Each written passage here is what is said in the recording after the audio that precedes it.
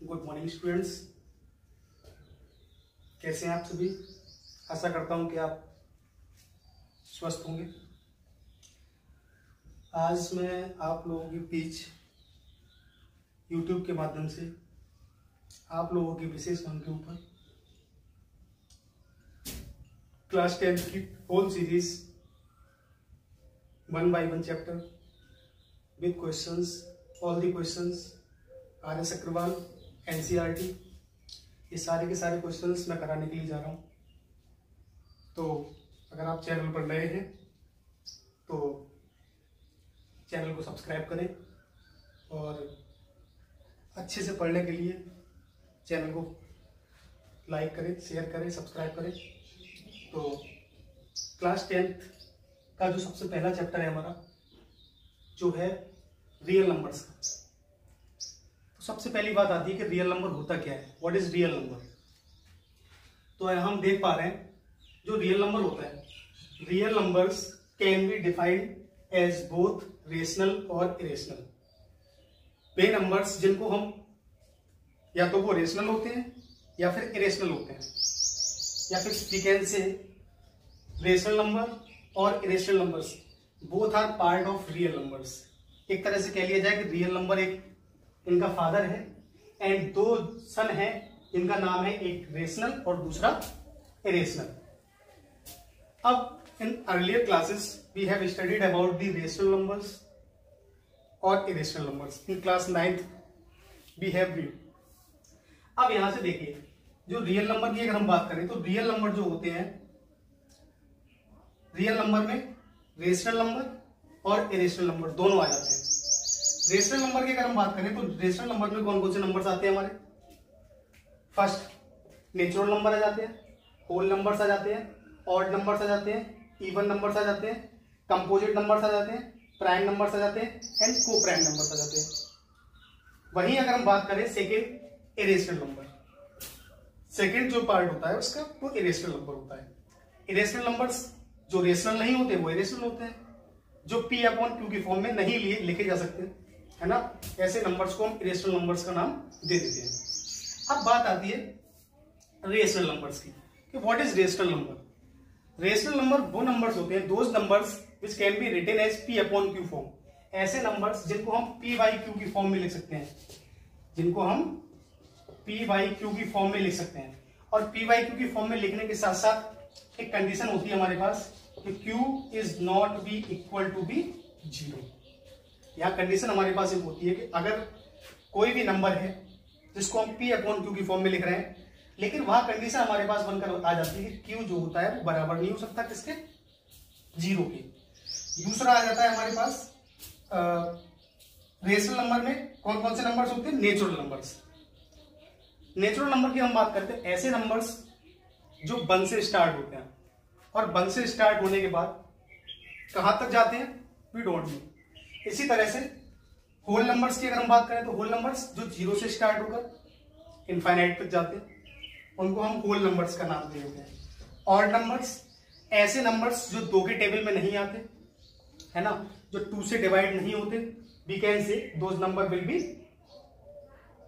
Odd numbers. वही बात करें इवन नंबर्स की, तो इवन नंबर्स वो नंबर्स होते हैं जो 2 के टेबल में आते हैं, है ना, 2 के टेबल में आते हैं, या कह सकते हैं those numbers which can divisible exactly 2, then we can say those number will be even numbers. Composite numbers ऐसे numbers जिनके more than 2 factors होते हैं। more than 2 factors का मतलब, जैसे suppose that मैंने कोई नंबर 6 ले लिया और 6 के अगर मैं फैक्टर की बात करूं तो यहां से 6 के जो फैक्टर होंगे, 6 1 से डिवाइड होगा, 2 से डिवाइड होगा, 3 से डिवाइड होगा और 6 से भी डिवाइड हो सकता है। तो इसीलिए जो 6 होगा, 6 will be a composite numbers. अब बात आ जाती है प्राइम नंबर्स। तो प्राइम नंबर्स की अगर हम बात करें तो प्राइम नंबर्स वे नंबर होते हैं जिनके 2 फैक्टर्स होते हैं। 2 फैक्टर्स का मतलब या तो वो खुद से डिवाइड होते हैं या फिर 1 से डिवाइड होते हैं, है ना। दोज नंबर्स विच है ओनली 2 फैक्टर्स, सिर्फ 2 ही फैक्टर होते हैं उनके, तो हम कह सकते हैं कि वो नंबर्स हमारे जो होते हैं वो प्राइम नंबर्स होते हैं। को प्राइम नंबर्स की बात करें तो ऐसे नंबर्स का पेयर जिनका HCF 1 होता है, जिनका HCF 1 होता है। सपोज दैट 3 और 5, 3 और 5 की अगर हम बात करें तो 3 और 5 में जो इनका HCF होगा वो कितना होगा, 1 होगा। तो आई होप आपको ये नंबर्स का जो सिस्टम है वो समझ में आया होगा, क्योंकि नंबर सिस्टम हम पहले भी पढ़ चुके हैं 7th, 8th, 6th, 9th और 10th में। जो चीजें पढ़ेंगे हम थोड़ा ब्रॉडली पढ़ेंगे, यानी कुछ चीजें हमारे लिए एक तरह से देखा जाए तो बहुत ज्यादा नहीं कह सकता मैं, लेकिन कुछ चीजें जो है बहुत ज्यादा एक तरह से एक्सटेंड होती चली जाती हैं। जैसे जैसे हम क्लासेस बढ़ते जाते हैं वैसे वैसे हमारी चीजें जो है वो एक्स्ट्रा आगे होती जाती है।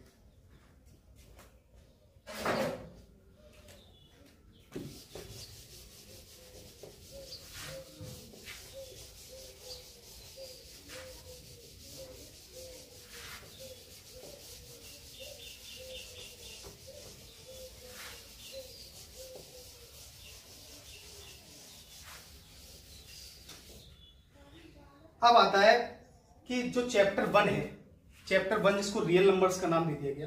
रियल नंबर्स मैंने बताया आपको, इसके 2 पार्ट होते हैं, एक रेशनल नंबर और एक इरेशनल नंबर। अब यहां जो चीजें हम पढ़ने वाले हैं ये चीजें भी हम पढ़ चुके हैं पहले, है ना। अब इसमें हम जो पढ़ेंगे वो पढ़ेंगे डिवीजन एल्गोरिथम। क्या पढ़ेंगे, डिवीजन एल्गोरिथम और लेमा भी कह सकते हैं। अब ये है क्या डिवीजन एल्गोरिथम लेमा। जो डिवीजन एल्गोरिथम लेमा है ये कोई नई चीज नहीं है ना। हम इसको भी पढ़ चुके हैं। आपने डिवाइड किया होगा इस तरह से, जैसे सपोज दैट मैं यहाँ 54 लिख देता हूं और यहां मैं लिख देता हूं 7। सपोज दैट यहां मैंने 7 लिख देना।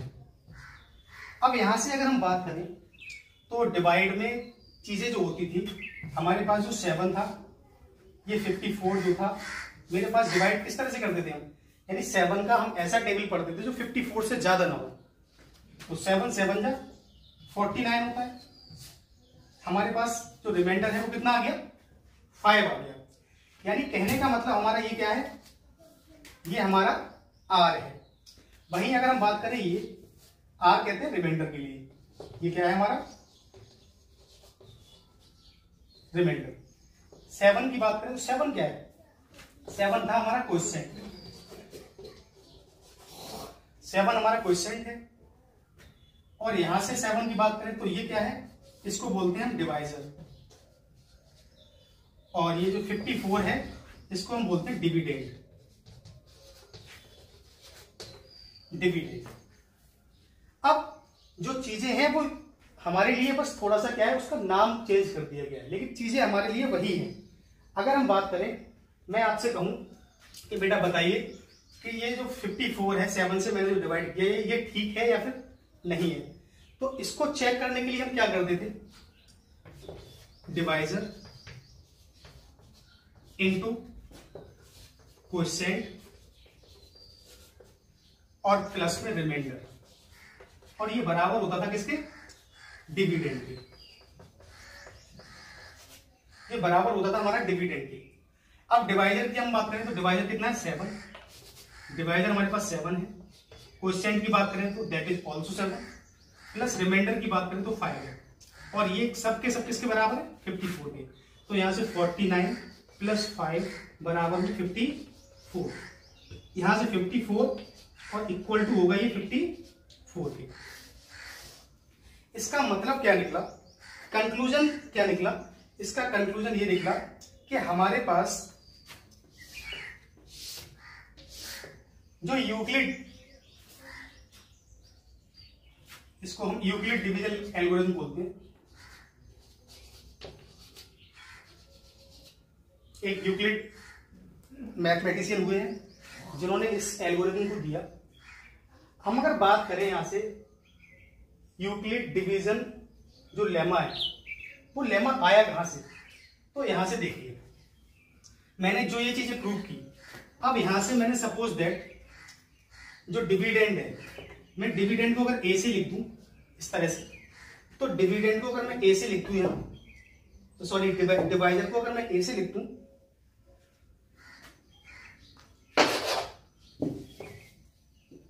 तो ए इक्वल टू क्या आ जाएगा हमारे पास, बी क्यू प्लस आर। यही हमारा क्या है, लेमा है। यही क्या है, लेमा है। कैसे है वो देखिए ध्यान से। ए मैंने क्या सपोज कर लिया, डिविडेंड। बी मेरे पास क्या है, डिवाइजर। क्यू मेरे पास क्या है, क्वोशिएंट। और आर मेरे पास क्या है, रिमाइंडर। तो ये कोई नई चीज नहीं है, ये ऑलरेडी इसको हम पढ़ चुके हैं प्रीवियस क्लासेस में, ये वही चीज हमारे पास है।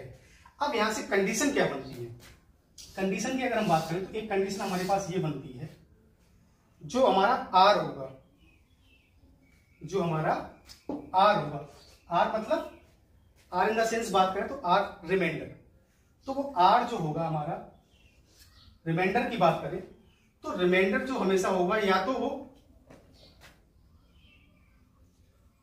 0 के बराबर होगा, या फिर कह सकते हैं आर जो होगा वो मोर देन आर। यहां से अगर हम आर की बात करें, ये किसके बराबर होगा,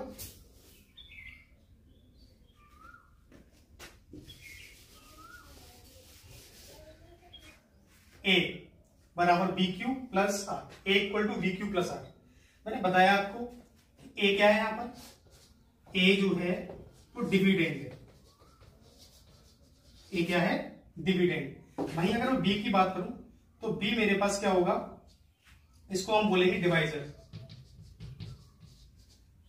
क्यू हमारे पास क्या है, इसको क्वोशिएंट कहेंगे। और आर की बात करें तो आर हमारे पास रिमाइंडर होगा। अब कंक्लूजन क्या निकलता है वो यहां से तुम्हें चेक देखना है कि मेरे पास जो बी है, बी की बात करें तो बी इज डिवाइजर। डिवाइजर की जो वैल्यू होगी वो हमेशा जो होगी वो आर से बड़ी होगी। कैसे, देखिए जैसे मान लीजिए 5 को मैंने डिवाइड करना है 12 से, तो 5 2 जा 10, यानी रिमाइंडर हमारे पास आ गया 2। यहां हम कह रहा है कि जो डिवाइजर की जो वैल्यू होगी वो रिमाइंडर से ऑलवेज बड़ी होगी। यहां हम बात करें डिवाइजर, तो डिवाइजर मेरे पास कितना है, जो डिवाइजर है वो डिवाइजर 5 है। और यहां रिमाइंडर की बात करें तो रिमाइंडर मेरे पास कितना है, 2 होगा। रिमाइंडर मेरे पास क्या है, 2। तो डिवाइजर की जो वैल्यू है, डिवाइजर मतलब डिवाइजर की बात करें तो डिवाइजर कौन है, बी। तो डिवाइजर है कितना, 5। तो 5 देखिए यहां से 5 की जो वैल्यू है वो रिमाइंडर से हमेशा कैसी है, बड़ी है। दूसरी चीज एक और, जो डिवाइजर की वैल्यू है वो बड़ी होगी रिमाइंडर से, ठीक है। बड़ी होने के साथ साथ 0 भी हो सकती है, 0 भी हो सकती है। सपोज दैट 5, और 5 से मैंने डिवाइड करना है 10 को, तो 5 2 जा 10। तो 10 का मतलब मेरे पास रिमाइंडर यहां से कितना आ गया, 0। यानी जो डिवाइजर है ये रिमाइंडर है और ये 0 है। जो रिमाइंडर है, रिमाइंडर के साथ रिलेशन निकल कर आया यहां से कि जो रिमाइंडर होगा वो या तो डिवाइजर से बड़ा होगा, बड़ा हो सकता है, नहीं होगा। जो रिमाइंडर है वो डिवाइजर से हमेशा कैसा होगा, लेस देन होगा। ये साइन जो इंडिकेट करता है ये लेस देन का करता है, ये लेस देन होगा या फिर 0 से तो बड़ा होगा। देखिए 0 से बड़ा है या फिर 0 के बराबर होगा, लेकिन डिवाइजर से हमेशा कैसा होगा, कम होगा। अब यहां 5 है, हम कुछ भी कर लें लेकिन 5 से रिमाइंडर बड़ा नहीं आ सकता, है ना। It can not be greater than 5। तो मैं समझता हूं ये चीजें आप समझ गए होंगे। तो बिना किसी देर के इतना हम समझ चुके हैं, इतना हमने समझ लिया है कि अब हम एक्सरसाइज जो 1.1 है उसके क्वेश्चंस को आसानी से सॉल्व कर सकते हैं।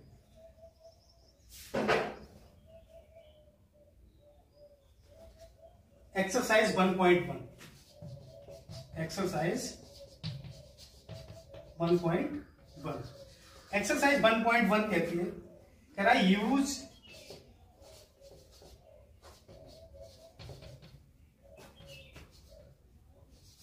Use Euclid division algorithm, division algorithm, find the HCF of, find HCF of. अब ये HCF क्या है? HCF, H मतलब हाईएस्ट, C मतलब कॉमन, और F मतलब फैक्टर। हाईएस्ट कॉमन फैक्टर हमें फाइंड आउट करना है इसकी मदद से, यूक्लिड डिवीजन एल्गोरिथम की मदद से। नंबर है मेरे पास एक 135 है और दूसरा नंबर मेरे पास है 225। समझना क्या है वो यहां से देखते हैं। 135 and 225, we have to check which number is small. इन दोनों नंबर्स में हमें सबसे पहले जो चेक करना है वो ये चेक करना है कि जो 135 और 225 है इन दोनों में छोटा नंबर कौन है। तो मैंने देखा कि जो 135 है, 135 है, वो क्या है? लेस देन है किससे? 225 से।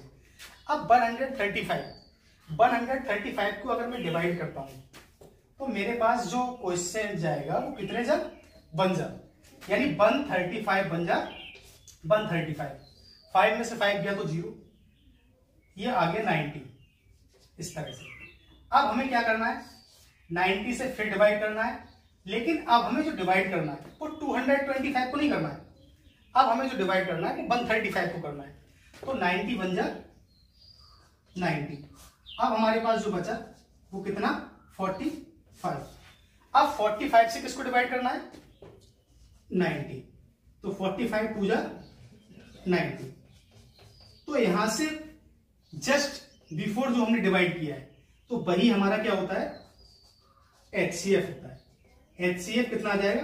45। लेकिन ये हो गया हमारा कॉन्टिन्यू डिवीजन मेथड, बट हमें जो यूज करना था मेथड, वो मेथड था हमारा यूक्लिड डिवीजन मेथड।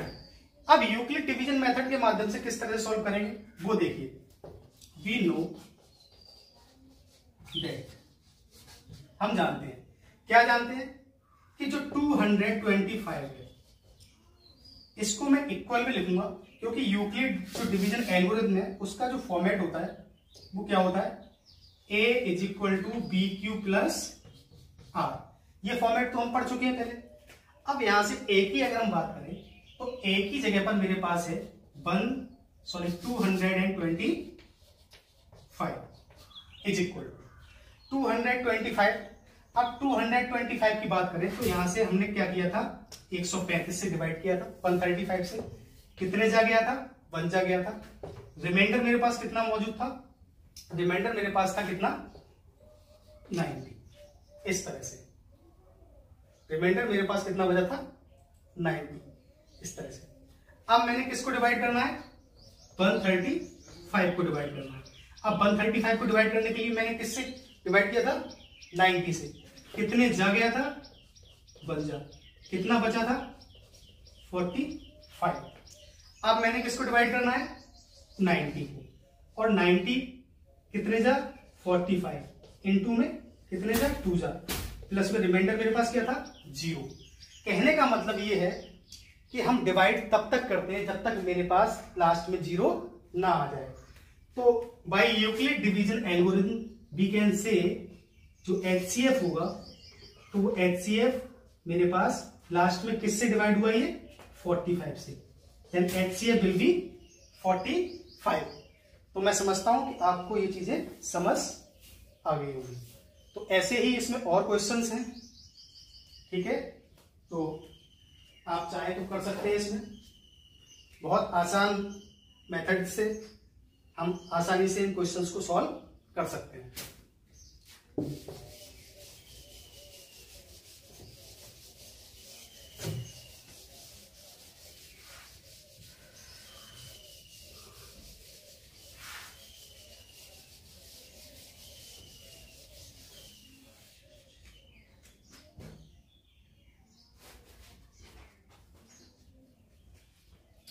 इसी तरह से और भी क्वेश्चंस हैं, जैसे सपोज दैट क्वेश्चन नंबर 2 है। क्वेश्चन नंबर 2 है 196 एंड 38220, इस तरह से। तो वही काम करना है हमें। सबसे पहले 196 से डिवाइड करना है किसको, 38220 को, इस तरह से। इसको जब डिवाइड करेंगे तो मेरे पास कितना आ जाएगा, 196 2 जा कितना हो जाएगा ये, 2 6 जा 12, 2 9 जा 18, 392 आएगा। तो हमें कितने जा देना है, 1 जा। तो 6 1 जा 6, 6 9 जा 54,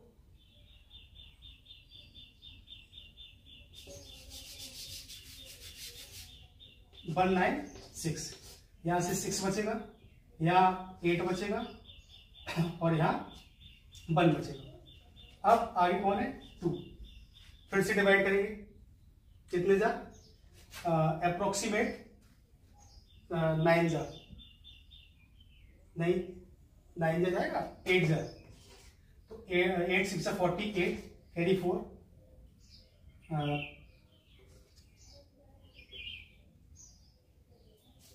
9 जा चला जाएगा साइड,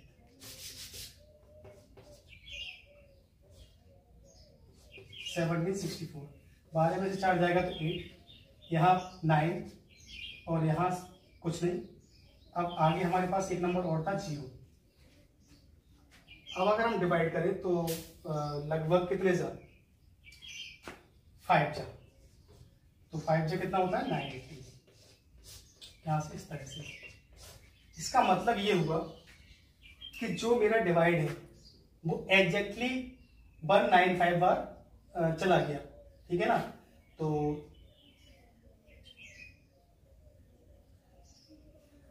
कहने का मतलब 195।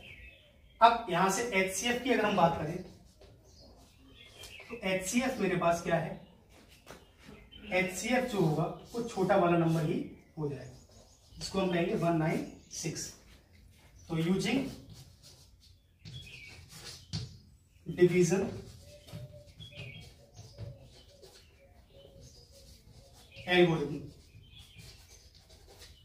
तो वो होता है हमारे पास A is equal to B Q plus are. A की बात करें तो A मेरे पास क्या है, 38220। B की बात करें तो B मेरे पास है जो मेरा डिवाइजर है, इनटू में यहां से 195 क्या है, दिस विल बी क्वेश्चन, और प्लस में रिमाइंडर मेरे पास क्या आ गया, 0 आ गया। इसका मतलब क्या होगा, मैंने क्या कहा था आपसे पहले भी बताया था कि वहां रुक जाते हैं जहां मेरे पास रिमाइंडर 0 आ जाता है। अब डिवाइड किससे हुआ है लास्ट में, भाई सीधी सी बात है, जो डिवाइड हुआ है वो किससे हुआ है, 196 से। Then we can say HCF will be 196। मैं समझता हूं ये क्वेश्चन भी आप लोगों की समझ आ गया होगा। तो चलते हैं नेक्स्ट क्वेश्चन की तरफ।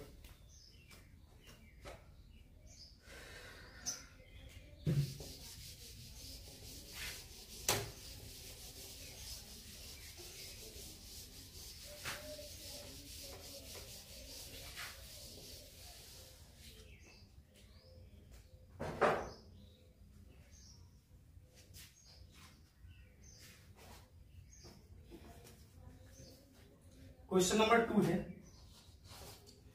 2 में कहा जा रहा है सो that any positive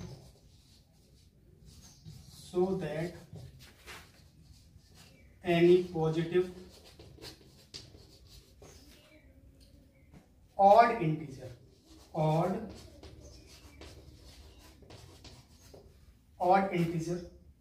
is of the form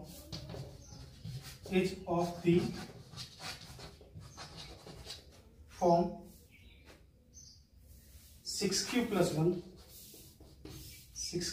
1 और 6q plus 3 और 6q plus 5 where q is some integer, where q is some integer।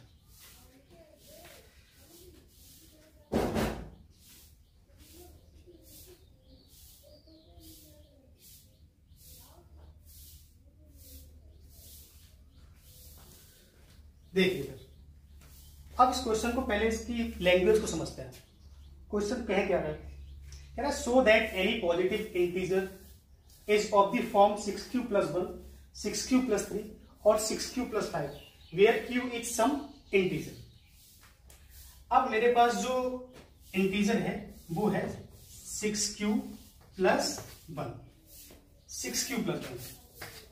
तो 6q + 1 में सबसे पहले हमें क्या चेक करना है, हमें ये देखना है कि इसका जो फॉर्मेट है, इसका जो फॉर्मेट है, मैंने मान लिया कोई भी नंबर है ये n के इक्वल है। n मतलब n stands for dividend, and dividend मैंने मान लिया वो नंबर कौन है, n है। तो यहां से इसको अगर मैं कंपेयर कराऊं तो वो होगा a = bq + r, a = bq + r। अब यहां से देखिए, अब मैंने आपसे कहा था कि जो मेरा ये v क्या है, यहां अगर v की बात करें तो b इज डिवाइजर। b क्या है, डिवाइजर है। जब b डिवाइजर है तो b की वैल्यू कितनी है, 6। b की वैल्यू कितनी होगी, 6 होगी। यहां से जब b की वैल्यू 6 होगी तो यहां से देखना ये है, मेरे पास जो डिवाइजर है वो 6 है।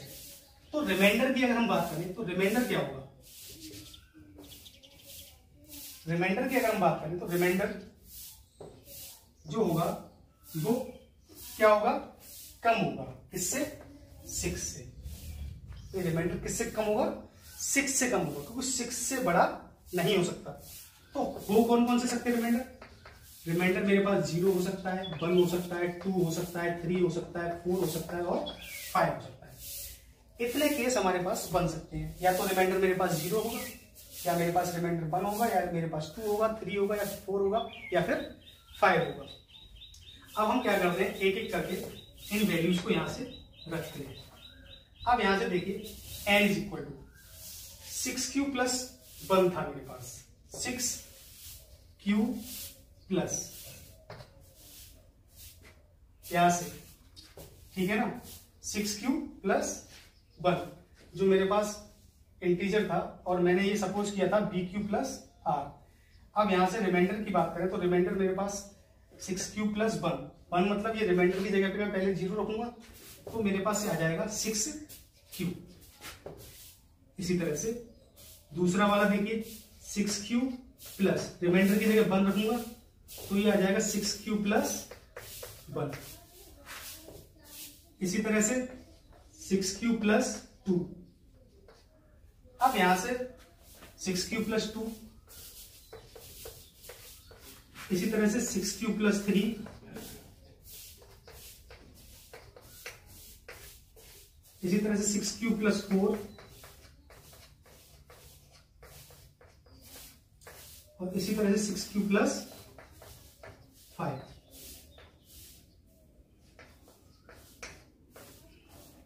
ये रहा।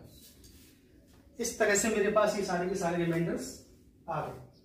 अब यहां से चेक हमें क्या करना है वो देखिए, ध्यान से हमसे जो प्रूव करवाया जा रहा है, यहां से अगर मैं देखूं तो इसको मैं इस तरह से लिख सकता हूं 2 और यहां से 3q, इस तरह से 2 3q। अब यहां नोटिस करने की बात एक है कि ऐसे नंबर्स जो 2 से डिवाइड हो जाते हैं तो उन नंबर्स को तो हम इवन की कैटेगरी में रखते हैं। वो नंबर्स कौन से होंगे, इवन होंगे। इसी तरह से यहां देखिए आप, यहां से 2 और 3q इस तरह से और +1।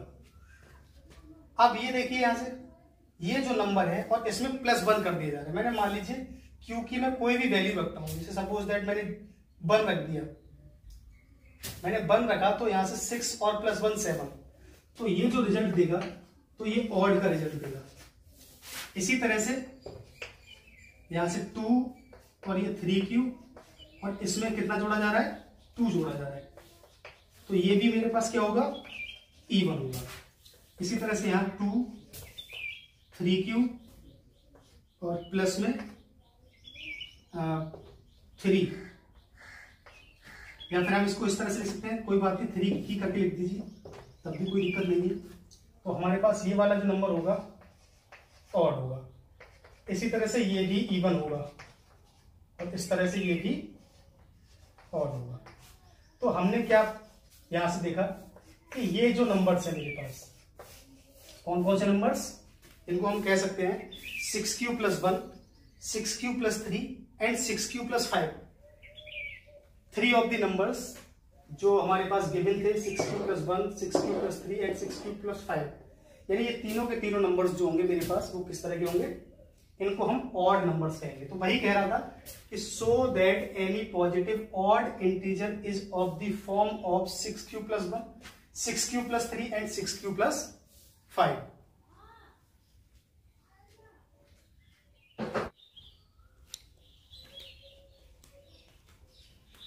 तो हाँ students, question number 3 of same exercise that is given here. अब इसमें हमें क्या करना है, क्वेश्चन है हमारे पास an army contingent of the 660 members in to march behind an army band of 32 members in a parade. एक परेड में 32 मेंबर्स ने हिस्सा लिया है और जो टोटल मेंबर्स हैं वो 616 हैं। द टू ग्रुप्स, दो ग्रुप बनाए गए हैं, आर टू मार्च करने के लिए in the same number of column, यानी जितने मेंबर्स हैं उतने ही कॉलम्स बनाए गए हैं। What is the maximum number of columns, we have to find out the number of the maximum number of columns in which they can march. तो हमें कुछ नहीं करना होता है ऐसे क्वेश्चंस में, सिंपल सी चीज कि मेरे पास जो नंबर्स हैं वो 32 है। 32 जो आर्मी बैंड है behind an army band of 32 members, जो मेंबर्स हैं वो 32 है, 32 मेंबर्स हैं और कह रहा है सेम नंबर ऑफ कॉलम, और कॉलम भी कितने हैं, कॉलम हमें फाइंड आउट करने हैं। We have to find out the number of columns but the total numbers of given that is 660, यानी टोटल जो नंबर्स हैं, टोटल नंबर ऑफ मेंबर्स वो हमारे पास है 660। तो हमसे कहा जा रहा है कि जो मैक्सिमम नंबर ऑफ कॉलम्स होंगे वो कितने होंगे। तो मैंने आपको बताया था कि जो 32 है और 660, इन दोनों नंबर्स में हमें सबसे छोटा नंबर पहले फाइंड आउट करना है। तो छोटा नंबर जो होगा वो हमारे पास है 32। We have to divide by 32 to 616। तो 32 2 जा 64 ज्यादा हो जाएगा, 32 बन जा 32, यहां से 9 और यहां से 2 और यहां से ये 6। अब यहां से डिवाइड अगर हम करते हैं तो कितने जा 9 जा ज्यादा हो जाएगा, अप्रोक्सीमेट 9 है, 9 2 जा 18 कैरी 1 और यहां से ये 28। अब बचा मेरे पास रिमाइंडर 8।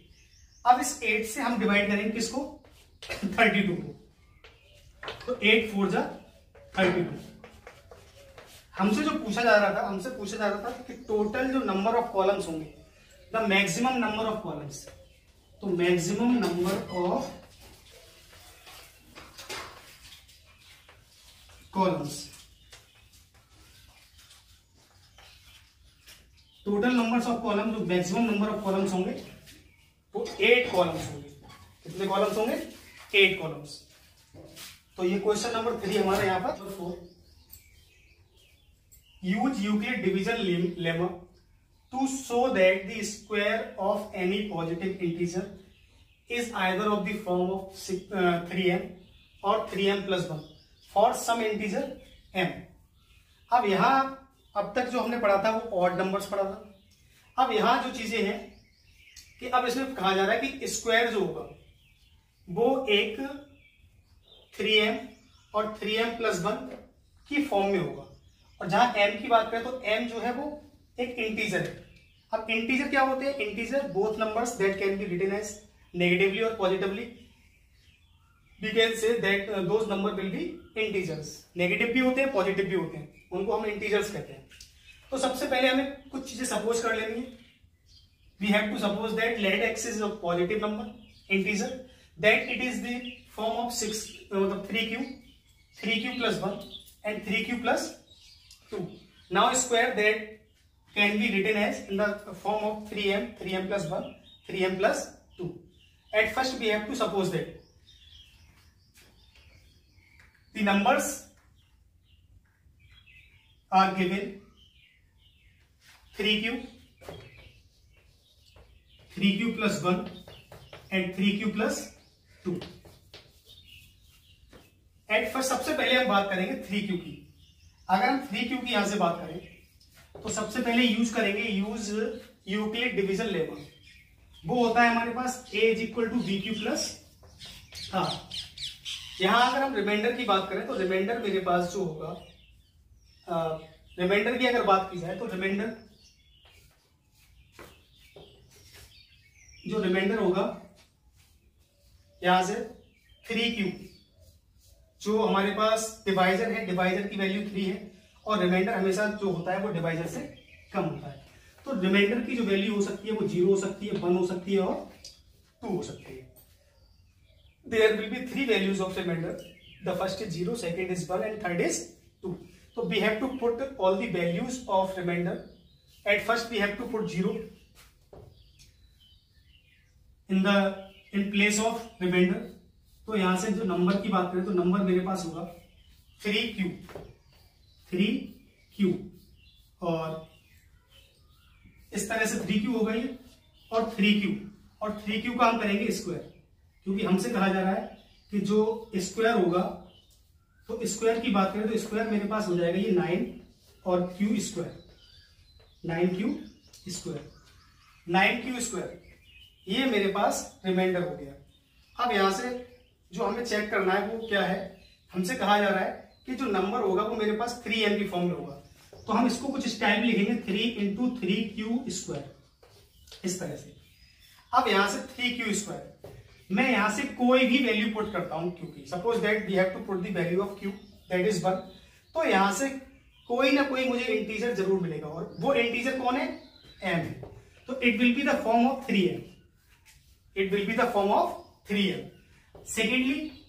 सेकेंडली मेरे पास जो दूसरा है वो है 3q plus 1 और 3q plus 1 का अगर जब हम स्क्वायर करते हैं तो यहां से मेरे को मिलेगा 9q स्क्वायर प्लस 1 या फिर कह लिया जाए 2 3 6q और प्लस में 1 का स्क्वायर 1. तो यहां से इन दोनों से अगर मैं कॉमन की बात करूं तो कॉमन मेरे पास होगा 3q कॉमन होने के बाद यहां से मिलेगा 3q और प्लस में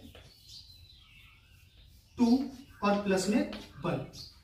इस तरह से ये वैल्यू मेरे पास होगी. अब यहां से 3q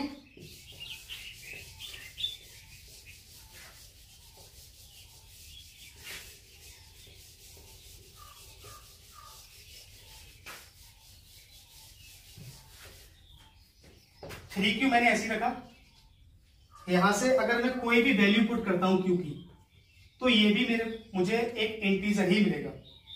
ये भी हमारे पास एक इंटीजर की फॉर्म में होगा. या फिर यहां से q ना लेते हुए q को हम अंदर ही रहने देते हैं. 3q स्क्वायर प्लस में 2q होगा ये इस तरह से. तो यहां से जो ये जो है वो इंटीजर की फॉर्म में होगा, यानी 3m प्लस 1.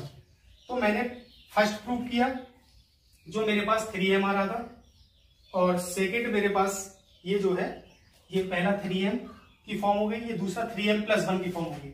अब तीसरी बार ये जो 2 की जगह पर यानी 3 टाइम्स हमें इसमें फाइंड आउट करना है.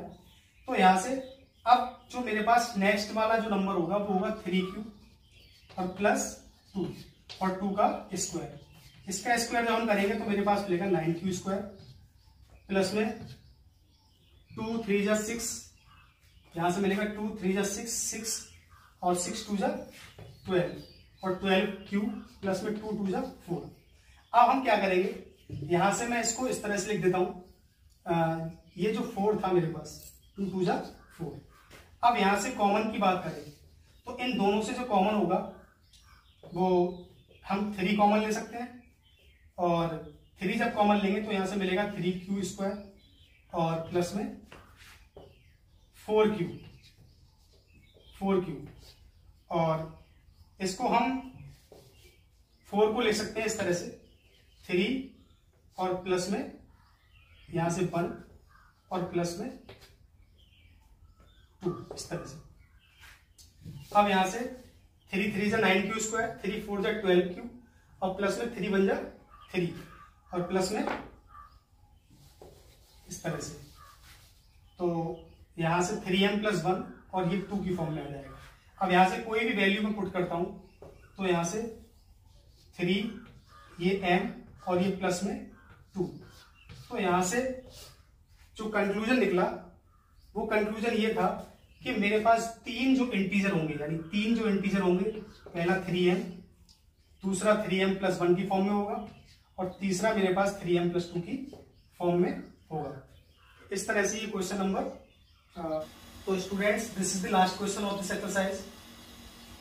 इससे पिछला जो क्वेश्चन हमने किया था उस क्वेश्चन का हमें स्क्वायर करना था। Use Euclid division lemma to show that the cube of any positive integer is form of 9m, 9m + 1 and 9m + 8। पिछले वाले क्वेश्चन में हमें स्क्वायर करके प्रूव करना था और यहां हमें क्या करना है, क्यूब करना है। अब क्यूब करने के लिए सबसे पहली चीज हमें क्या सोचनी है कि जो मेरे पास 3 नंबर्स पे रखे, एक 9m, एक 9m + 1, एक 9m + 8। 9m की अगर हम बात करें तो 9m, यहां से हमें पता ये करना है जो रिमाइंडर होगा मेरा, वो रिमाइंडर किस तरह से होगा, कितना बड़ा होगा रिमाइंडर, किससे छोटा होगा।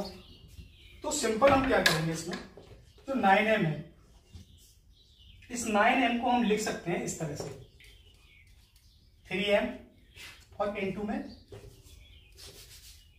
3 × 3m, इस तरह से। इस तरह से मैंने ये सपोज कर लिया। अब रिमाइंडर की बात करें तो मेरे पास डिवाइजर आ गया। डिवाइजर कितना आ गया, डिवाइजर इज 3। अब डिवाइजर जब 3 है तो रिमाइंडर जो होगा वो 3 से छोटा होगा। रिमाइंडर क्या होगा, 3 से छोटा होगा। तो यहां से अगर हम बात करें तो सबसे पहले जो r की वैल्यू होगी वो कौन कौन सी होंगी, 0, 1, 2, यानी ये 3 वैल्यूज हमारे पास r की हमें देखने को मिलेंगी यहाँ पर। तो यहां से हम नंबर की बात करें तो नंबर जो होगा मेरे पास सबसे फर्स्ट, तो मैंने सपोज कर लेना है, तो नंबर होगा मेरे पास 3q और प्लस r की जगह पर 0। तो फर्स्ट नंबर मेरे पास क्या होगा, 3q, और हमसे कहा जा रहा है कि इसका क्यूब, इसका क्यूब की बात करें तो क्या हो जाएगा, 27 q की पावर 3। हम इसको इस तरह से लिख सकते हैं, 3 इंटू में 9 q की पावर 3। अब ये जो चीज है, यहां मैं q की वैल्यू रख के देखूंगा, 1 से स्टार्ट करेंगे, तो यहां से जो नंबर होगा मेरे पास वो निकल करके आएगा, या फिर इस तरह से कर लेते हैं क्योंकि 9m की फॉर्म में लेना है। ये जो नंबर है वो 9m की फॉर्म में लेना है, तो 9 बाहर और ये 3 इस तरह से अंदर। तो ये जो 3q की पावर 3 है, दिस विल बी m। तो यहां से ये जो हमारे पास पहला जो एक तरह से फॉर्मेट बनेगा वो क्या होगा, वो नंबर मेरे पास 9m की फॉर्म में होगा। दूसरा क्या, दूसरा मेरे पास होगा 3q प्लस 1 और इसकी पावर भी 3। अब इसकी पावर जब 3 होगी तो यहां से मिलेगा ये 27 q की पावर 3 प्लस 3 3 9 q और एक ब्रैकेट में q प्लस 3q प्लस 1 और प्लस में इस तरह से 1। यहां से अगर हम बात करें तो हमें मिलेगा 27 q की पावर 3 प्लस में 27, यहां से 9 3 27 q स्क्वायर और प्लस में 9q 1 9q और प्लस में 1। हम q वाली जो भी चीजें हैं उनको हम अलग लिख लेते हैं। तो इन सबसे अगर हम बात करें तो 9 कॉमन हो जाएगा मेरे पास, और 9 जब कॉमन होगा तो यहां से मिलेगा 3q की पावर 3 प्लस में 3q स्क्वायर और प्लस में q और प्लस में 1। यहां से अगर हम बात करें तो 9 मेरे पास ऐसे ही, this will be integer of m, तो 9m प्लस 1।